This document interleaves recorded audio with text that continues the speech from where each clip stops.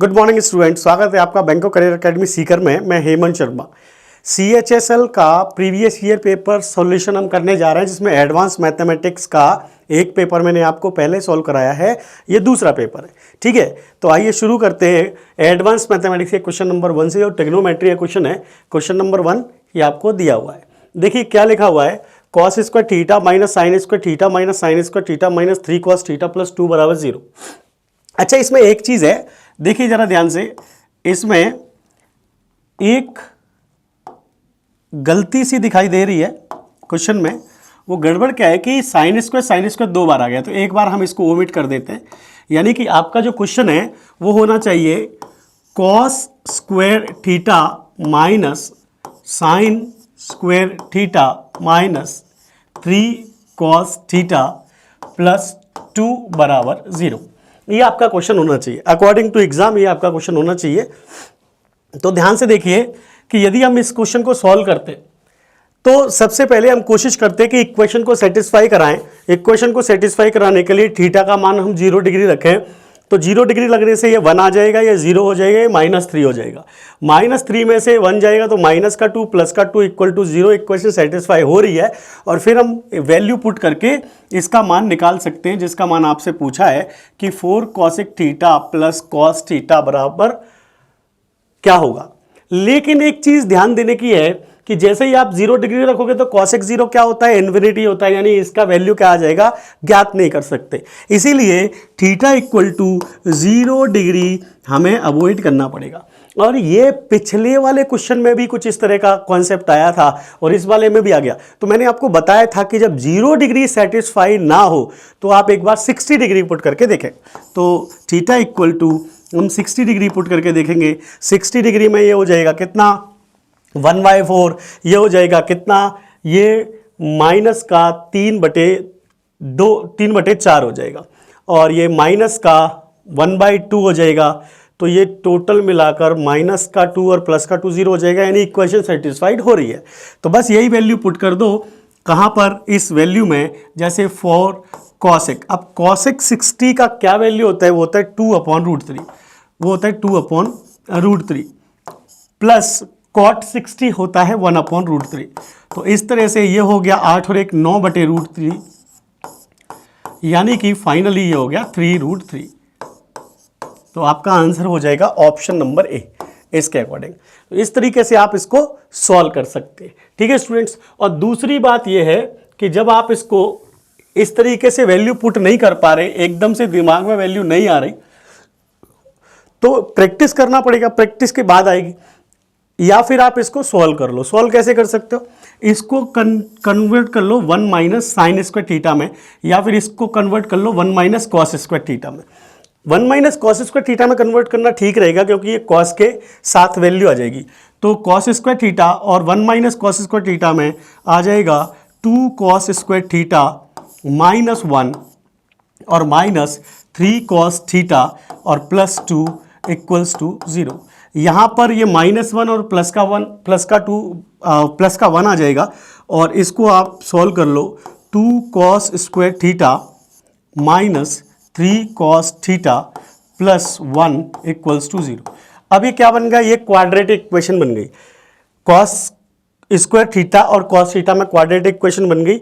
ये 2 एकम 2 हो जाएगा, तो 2 × 1 3 होता है, यानी कि एक वैल्यू इसकी आ जाएगी कॉस थीटा बराबर आ जाएगी 1 जब आप इसको सॉल्व करोगे, और दूसरी वैल्यू आ जाएगी कॉस थीटा बराबर 1/2।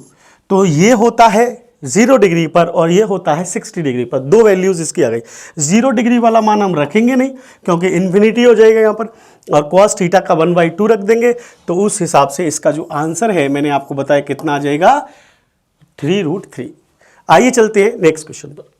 क्वेश्चन नंबर 2 अलजेब्रा का क्वेश्चन है, और ऐसा फॉर्मेट जब भी बनता है तब फॉर्मूला बनता है। तो वो फॉर्मूला बनाएंगे हम। फॉर्मूला देखिए कैसे बनाएंगे, जैसे कि ये a स्क्वायर है, और आप देखो यहाँ पर 2 का मल्टीप्लिकेशन जब a के साथ होगा तो ये माइनस का 2a हो जाएगा। ऐसे हम इधर ले आएंगे तो ये प्लस का 2a हो जाएगा, और यदि मैं इसमें 1 जोड़ देता हूँ तो ये बन जाएगा एक पूरा फॉर्मूला a+1 का होल स्क्वायर। ठीक है, यहाँ पर 4b है, तो 4b को मैं लिख सकता हूँ 2b का होल स्क्वायर, ठीक है। तो ये भी एक फॉर्मूला बनेगा 2b का होल स्क्वायर में b का पार्ट इधर 2 इंटू 2 4b है, 4b को इधर लाएंगे माइनस का 4b होगा और आपको यहाँ पर एक 1 जोड़ना पड़ेगा, तो ये बन जाएगा किसका 2b माइनस 1 का होल स्क्वायर। इसी तरह आपके पास अब 49c है तो इसे आप 7c का होल स्क्वायर कह सकते हो, 7c का होल स्क्वायर है और आप इसे 2 इंटू 28 यानी कि 56 इधर लाओगे, 56c इधर आप लेके आओगे माइनस का आ जाएगा और यहाँ पर कितना आ जाएगा 2ab यानी कि 2 इंटू 4 इंटू 8, तो यहाँ पर 2 का स्क्वायर यानी कि 4 आ जाएगा हमारे पास, ठीक है। और ये फॉर्मूला बन गया। अब यहाँ देखो, यहाँ पर कितना था, यहाँ पर 1 था और यहाँ पर 1 था और यहाँ पर 4 का स्क्वायर कितना है 16, ठीक है। यहाँ पर 4 का स्क्वायर कितना है 16, तो 16 और 2 18 होता है, तो यहाँ का 18 ये कंप्लीट हो गया। तो इस तरह से बराबर में क्या आएगा, बराबर में आ जाएगा 0, क्योंकि ये सारी वैल्यू उठ के इधर आ गई है। तो ये आ जाएगा a प्लस 1 का होल स्क्वायर और ये आ जाएगा 2b माइनस 1 का होल स्क्वायर और यहाँ पर आ जाएगा 7c माइनस 2 का होल स्क्वायर, यानी कि a square plus b square, ठीक है, 4 का 7c माइनस 4 का होल स्क्वायर, ठीक है। तो a square plus b square minus 2ab, okay, 2ab हो जाएगा एंड देन इक्वल्स टू हो जाएगा ये कितना 0। अब a की ये भी 0 हो जाएगा क्योंकि स्क्वायर जीरोज है, तो दैट मीन्स ये वैल्यू इंडिविजुअल इक्वल टू 0 है, ये भी इंडिविजुअल इक्वल टू 0 है, ये भी इंडिविजुअल इक्वल टू 0 है। तो a इक्वल्स टू यहाँ से आ गया माइनस का 1 और b इक्वल्स टू यहाँ से आ गया 1/2 और c इक्वल्स टू यहाँ से आ जाएगा 4/7। ये वैल्यूज़ आप यहाँ पर पुट कर लो, देन आंसर हमारे पास आ जाएगा। देखो यहाँ पर क्या आंसर आएगा, देखते हैं। 3a का मान -1 है तो माइनस का 3 आ जाएगा और b का मान हाफ है तो 1/2 है तो यहाँ पर 1 आ जाएगा और c का मान आ जाएगा यहाँ पर प्लस का 4, तो 5 - 3 दैट इज़ 2, तो आपका आंसर आने वाला है 2, दैट इज़ बी आपका आंसर है। चलिए चलते हैं नेक्स्ट क्वेश्चन पर। अगला क्वेश्चन है, 2 वृत्त है और दोनों कॉन्सेंट्रिक हैं, मतलब कि सकेंद्रित है। इनकी त्रिज्या 15 सेंटीमीटर और 9 सेंटीमीटर है। इस तरह से आता है ये यदि क्वेश्चन, तो आप ध्यान दें, मैंने आपको ट्रिपलेट के बारे में बताया है, ठीक है। पिछले पेपर्स में आप देखोगे तो ट्रिपलेट के बारे में हमने बात की है। तो ये 5 इंटू 3 है या 3 इंटू 5 है, ये 3 इंटू 3 है, तो एक वैल्यू और हो जाएगी 3 इंटू 4। 3 इंटू 4 मतलब 12, तो 12 से कटने वाला आंसर मतलब कौन सा है 24 है, 12 दूनी 24, यानी कि आपका आंसर 24 आ जाएगा। और ये कैसे आएगा देखते हैं हम, इसको हम सॉल्व कर लेते हैं, ठीक है। तो देखिए ये क्या बोल रहे हैं कि एक सर्कल है और एक दूसरा सर्कल है, 2 सर्कल है। फिर एक सर्कल पर ये ऐसे एक जीवा बनी हुई है जो छोटे वाले वृत्त की क्या है, छोटे वाले वृत्त की स्पर्श रेखा है। अब आपको पता है कि त्रिज्या से यदि स्पर्श रेखा पर कोई लाइन खींची जाती है तो वो 90 डिग्री का कोण बनाती है और बराबर 2 भागों में विभाजित करती है, ठीक है। 90 डिग्री का कोण बनाती है और 2 बराबर भागों में विभाजित करती है। तो ध्यान से देखना, आपको एक चीज़ दिखाई देगी कि ये जो है बाहर वाली त्रिज्या यानी कि 15 है और ये वाली अंदर वाली त्रिज्या 9 है। तो पाइथागोरस प्रमेय के हिसाब से यदि हम 3, 4, 5 पाइथागोरियन ट्रिपलेट की बात करें तो इसका 3 गुना 9 होता है, इसका 3 गुना 12 होता है, इसका 3 गुना 15 होता है।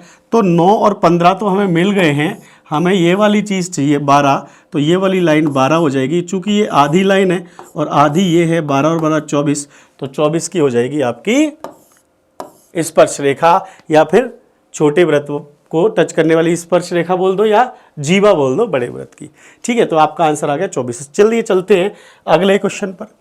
अगला क्वेश्चन ट्रिग्नोमेट्री से है।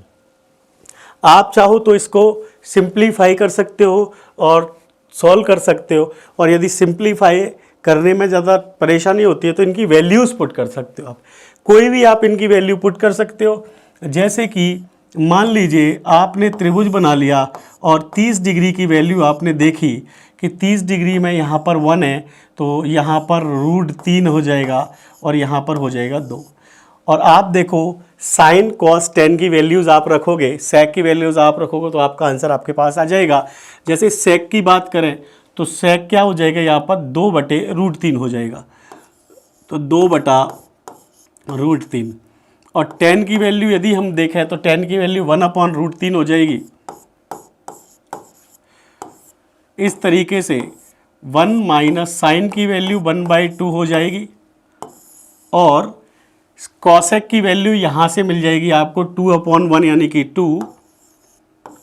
सिमिलरली 1 प्लस कॉस, तो 1 प्लस कॉस की जो वैल्यू है वो आ जाएगी आपके √3/2,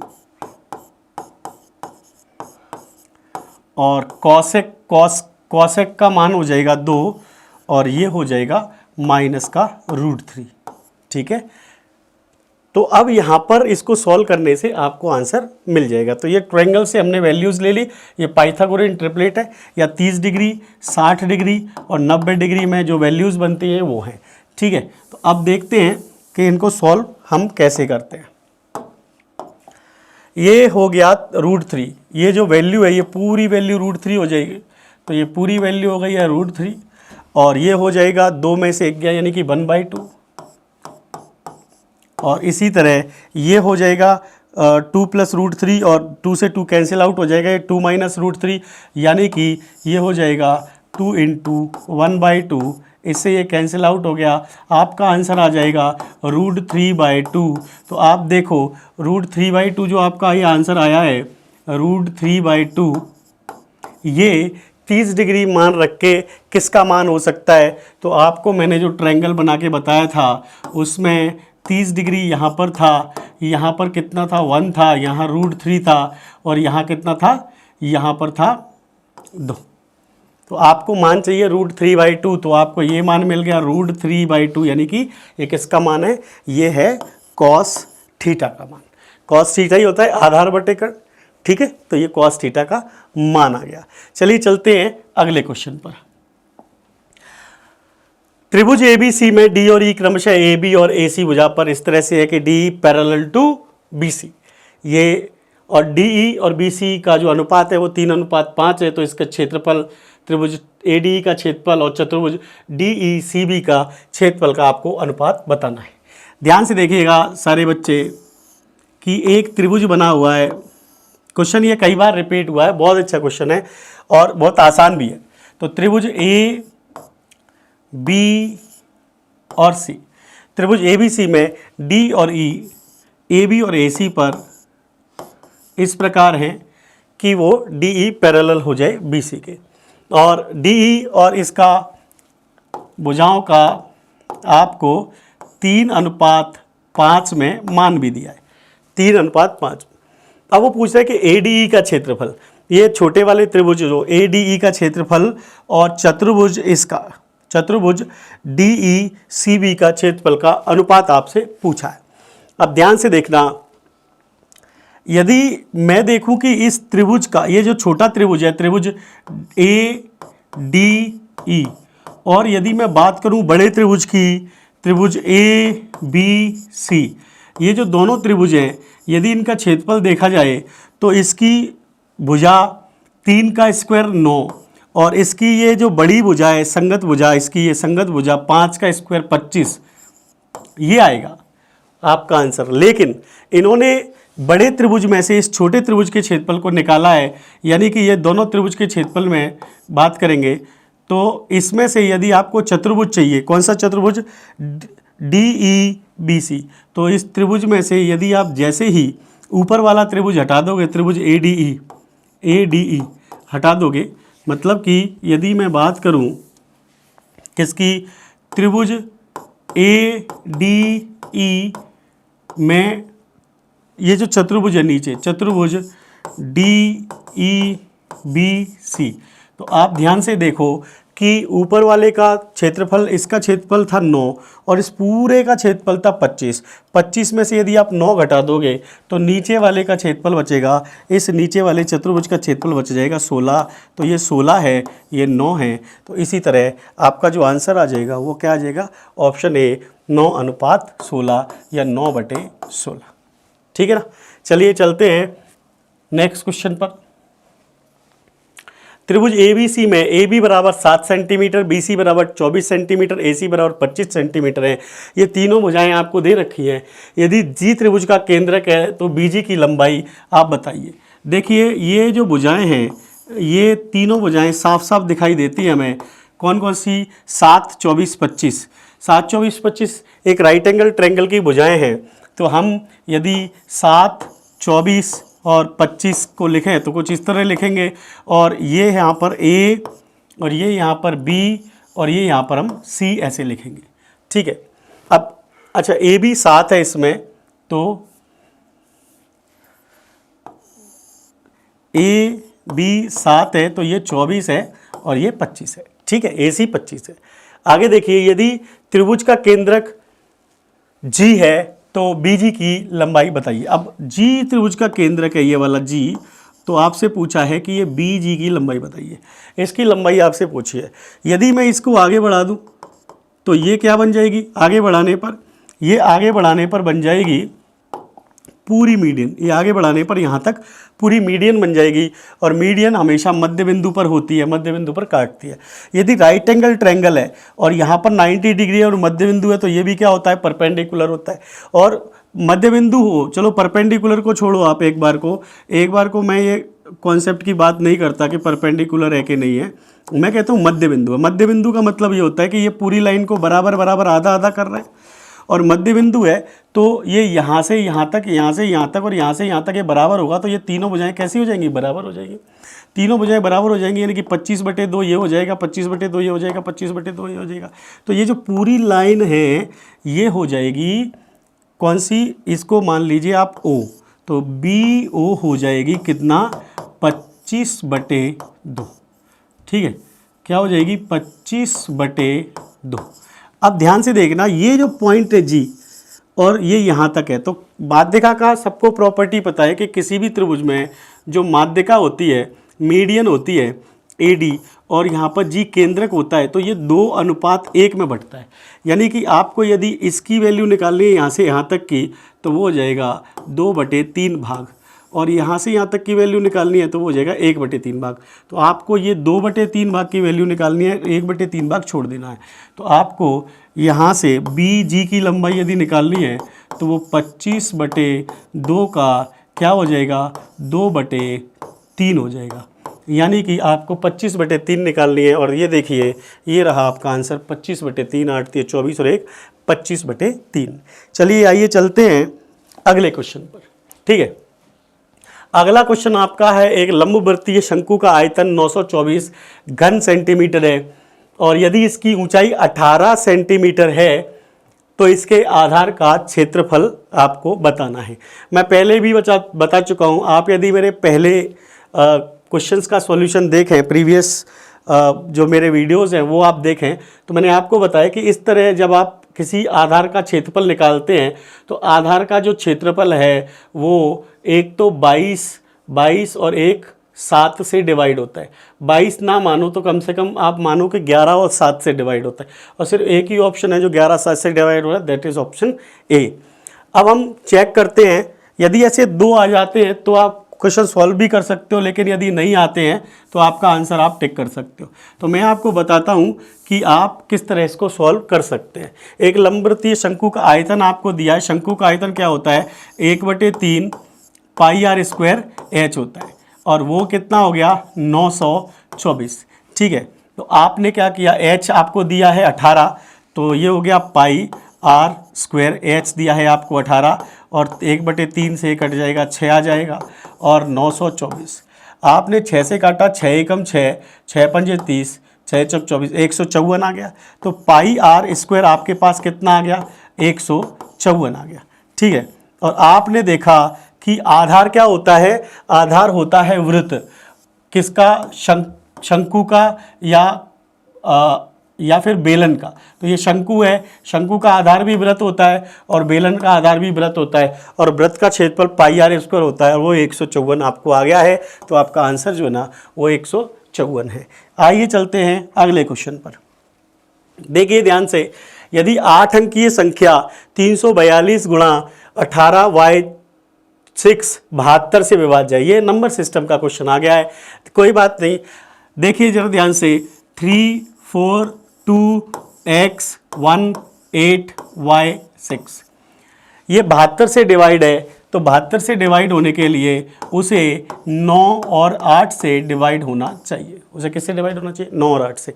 और 8 से डिवाइड होने के लिए y का सबसे बड़ा मान, यदि आप देखें 3 अंकों को, लास्ट के 3 अंकों को देखें तो y का सबसे बड़ा मान मुझे 9 लगता है, क्योंकि 8 एकम 8, 8 एकम 8, 8 दूनी 16 कट जाएगा। हालांकि आप 1 और 5 भी रख सकते हो, यहाँ पर आप क्या रख सकते हो, 1 रख सकते हो और 5 भी रख सकते हो, 9 भी रख सकते हो। 1 रखोगे तो भी ये 8 से कट जाएगा 16, 5 रखोगे तो भी 8 2 56 कट जाएगा, और आप 9 रखोगे तो भी ये कट जाएगा। तो सबसे बड़ा मान हमें लेना है, दैट इज़ 9। जैसे ही आपने 9 लिया, फिर आपने देखा कि 8 से तो कट गया, अब 9 से कटने के लिए इन सब का योग चाहिए हमें 9। तो देखो 3 और 4 7 और 2 9, ये 9 कट गया, 8 और 1 9 कट गया, ये 9 भी यहाँ पर कट गया, 6 और 3 9, तो यहाँ पर 3 होना चाहिए। तो इस तरीके से आपके पास x का मान 3 और y का मान 9 आ गया, और वो आप इसमें रख दो। तो जैसे ही आप x का मान 3 रखोगे तो 9 या 27 आ जाएगा, और यहाँ पर आ जाएगा 9, यानी कि 36 का अंडर रूट, 36 का अंडर रूट आ जाएगा 6, और आपका आंसर आ जाएगा ऑप्शन नंबर डी। ठीक है, आई होप क्लियर हो गया होगा आपको। आइए चलते हैं अगले क्वेश्चन की तरफ। अगला क्वेश्चन ट्रिग्नोमेट्री का है। कॉट थीटा का मान 1/3 है, then you have to find out the value of this given expression. आपको ये पता है कि जैसे ही इस तरह की वैल्यूज दी जाएं आपको, इस तरह की, तो फिर क्वेश्चन सबसे ज़्यादा आसान होता है। क्या आपको मान दिया गया है कॉट थीटा का, और कॉट थीटा क्या होता है, आधार बटे लंब होता है, यानी कि 1/√3 आपको मान दिया गया है। और पाइथागोरस थ्योरम के हिसाब से इसका स्क्वायर प्लस इसका स्क्वायर का अंडर रूट यानी कि 2 होगा ये। अब यही मान आप इसमें रख दो। जैसे ही आप इसका मान रख दोगे तो आपको आपका आंसर मिल जाएगा। आई थिंक 5 या 5 आंसर आना चाहिए। लेट्स सी, जो भी आंसर आता है। यहाँ पर आपने रखा 2 माइनस साइन स्क्वायर यानी कि ये आ जाएगा 3/4, ठीक है। और कॉस स्क्वायर 1 माइनस कॉस 1/2 होता है, तो 1/4 ही आ जाएगा, ठीक। प्लस कॉसेक का मान आप देखोगे तो कॉसेक होता है 2/√3 यानी कि 4/3, तो 4 उसका स्क्वायर है तो 4/3 यहाँ आ जाएगा। और सेक का मान हो जाएगा 2/1 यानी कि 2/1 ही हम यहाँ पर लिख लेते हैं, तो प्लस का 2/1, प्लस का 2/1। अब इस तरीके से हम इन्हें सॉल्व कर सकते हैं, ठीक है। देखिए जरा, 4 दूनी 8, 8 में से 3 गया, 8 में से 3 जाएगा तो कितना बचेगा, 5 बचेगा, 5/4, और ये बचेगा 3/4, तो 5/4 और ये बचेगा 3/4, इसे 4/3 कर लेते हैं हम लोग। और प्लस यहाँ पर क्या हो जाएगा, ये हो जाएगा मल्टीप्लिकेशन, तो 6 और 4 10/3 ये हो जाएगा। यहाँ से ये कट गया, ये हो जाएगा 15/3, और 3 पंजे 15। यस, आपका करेक्ट आंसर आ गया कितना, 5। तो 5 आपका आंसर है। चलिए चलते हैं अगले क्वेश्चन की तरफ। अगला क्वेश्चन कहता है कि त्रिज्या 15 सेंटीमीटर और 12 सेंटीमीटर के 2 वृत्त हैं, एक दूसरे को प्रतिच्छेद करते हैं, और उनकी सामान्य जीवा की लंबाई, सामान्य मतलब आप कह सकते हो कॉमन जीवा की लंबाई, इंग्लिश में आप पढ़ सकते हो कॉमन कॉर्ड की लंबाई 18 सेंटीमीटर है, और उसके उनके केंद्रों के बीच की दूरी यानी कि उनके सेंटर्स के बीच की दूरी आपको बतानी है। तो ध्यान से देखिए, ये बड़ा अच्छा क्वेश्चन है और कई बार आता है। इस क्वेश्चन को हम कैसे कर सकते हैं कि एक हम सर्कल बनाएंगे और हम दूसरा सर्कल बनाएंगे। ये 2 सर्कल्स हैं और एक की त्रिज्या 15 सेंटीमीटर है, तो मैं यहाँ से और यहाँ से इनकी त्रिज्याएँ इसकी एक त्रिज्या 15 सेंटीमीटर, तो इसको मैं बोल दूंगा 15, और दूसरे की 12 सेंटीमीटर, तो इसको बोल दूंगा मैं 12। ये इनके केंद्रों के बीच की दूरी है जो आपको पता करनी है। और इसके अलावा इनकी जो कॉमन कॉर्ड है वो ये है, इनकी जो कॉमन कॉर्ड है वो ये है। और कॉमन कॉर्ड कितनी दी है, यानी कि सामान्य जीवा की लंबाई 18 दी है, तो हम 18 को यहाँ पर आधा आधा भी कर सकते हैं केंद्रों से, और इसको आधा आधा आप कर सकते हो, कितना हो जाएगा 9 और 9। अब ध्यान से देखना आप इस बात को, यदि ये राइट एंगल ट्रायंगल यानी कि परपेंडिकुलर यहाँ पर है, तो राइट एंगल ट्रायंगल बन रहे हैं, तो ये वही 3 4 5, तो 3 का स्क्वायर मतलब 3 इंटू 3 9 होता है, और 3 इंटू 4 12 होता है, और ये होता है 15। तो आपको साफ साफ दिखाई दे रहा है कि 9 और 15 है तो एक 12 होनी चाहिए, ठीक है। तो 9 15 है तो ये वाली 12 होनी चाहिए, ये वाली 12, और 9 12 है, यदि 9 12 है तो 9 12 है, तो फिर ये देखो 12 सबसे बड़ी लाइन नहीं है यहाँ पर, तो यहाँ पर सबसे बड़ी 15 थी, यानी कि हाइपोटेनस 15 है, तो फिर 2 9 और 12 होनी चाहिए, तो वो ये हो गई। अब यदि हाइपोटेनस 12 है तो फिर ये वाला कॉन्सेप्ट नहीं लगेगा, फिर सीधा पाइथागोरस थ्योरम लगा देते हैं हम। तो हम लगा देते हैं 12 का स्क्वायर माइनस 9 का स्क्वायर का अंडर रूट, ये आ जाएगा इसका मान। 12 का स्क्वायर माइनस 9 का स्क्वायर यदि हम करेंगे तो ये आ जाएगा 63, और 9 7 63, यानी 3√7 आ जाएगा ये, तो ये आ जाएगी 3√7। तो ये आपकी पूरी यहाँ से लेके यहाँ तक की जो वैल्यू है वो आ जाएगी 12 + 3√7, और यही आपको आंसर दिया हुआ है ऑप्शन डी में, यानी कि ऑप्शन डी आपका आंसर हो गया। तो इस तरीके से पाइथागोरस थ्योरम बहुत जगह अप्लाई होती है, किसमें, ज्योमेट्री में भी अप्लाई होती है, ट्रिग्नोमेट्री में भी अप्लाई होती है। तो इसके कॉन्सेप्ट्स को आपको अच्छे से समझ लेना है, और ये आपको एग्जाम में डेफिनेटली काम आएगा। देखिए अभी अगला क्वेश्चन एलजेब्रा का है, इसमें वैल्यू दी है a + b + c = 5, a² + b² + c² = 27, और a³ + b³ + c³ = 125, तो 4abc का मान क्या है। और ये मैंने आपको पिछले वाले जब सॉल्यूशन करवाया था तो उसमें भी बताया था, बहुत इंपॉर्टेंट कॉन्सेप्ट है। आप क्या कर सकते हो, आप जानते हो कि a³ + b³ + c³ का मान जो होता है वो होता है a + b + c, और a² + b² + c² minus ab + bc + ca, और प्लस 3abc, ये इसका मान होता है, ठीक है। अब इसका वैल्यू आपको दिया हुआ है 125 आपको दिया हुआ है, और यहाँ पर a + b + c का मान आपको 5 दिया हुआ है, और यहाँ पर a² + b² + c² का मान आपको 27 दिया हुआ है, लेकिन आपको ab + bc + ca का मान नहीं दिया हुआ है, ab + bc + ca का। अब देखो इसका यदि आप स्क्वायर करोगे तो आपको ab + bc + ca का मान मिल जाएगा, तो a² + b² + c² बराबर कितना मिल जाएगा, a + b + c का होल स्क्वायर हो जाएगा, प्लस 2ab + bc + ca मिल जाएगा आपको कितना, आपको मिल जाएगा 5 का स्क्वायर कितना 25।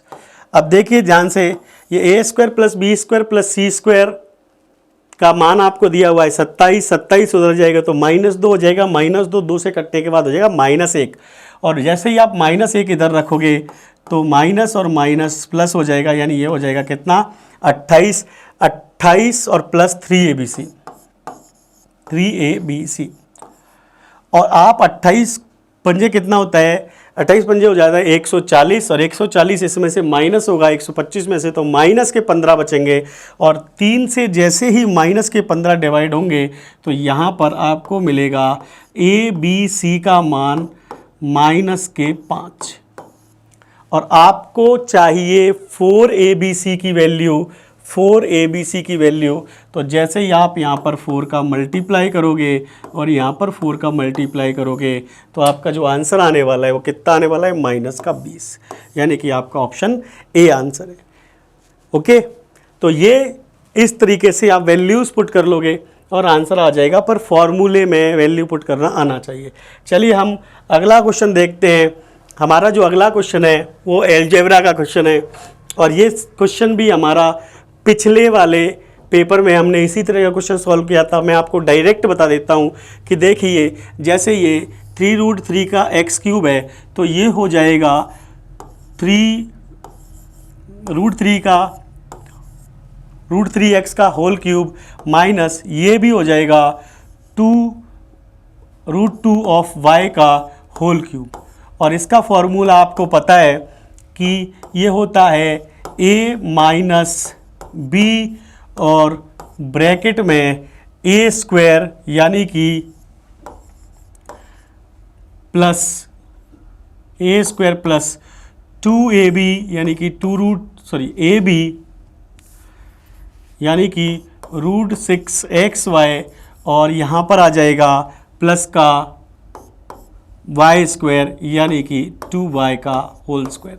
अब इससे आप जैसे ही इसको कंपेयर करोगे, क्योंकि इससे तो ये कंपेयर पूरी तरह से हो ही गया है, जैसे ही आप इससे कंपेयर करोगे तो a का मान आ जाएगा आपके पास 3 और b का मान आ जाएगा, b माइनस का है तो माइनस का √6, और c का जो मान आ जाएगा आपके पास वो आ जाएगा, c का मान आपके पास 2।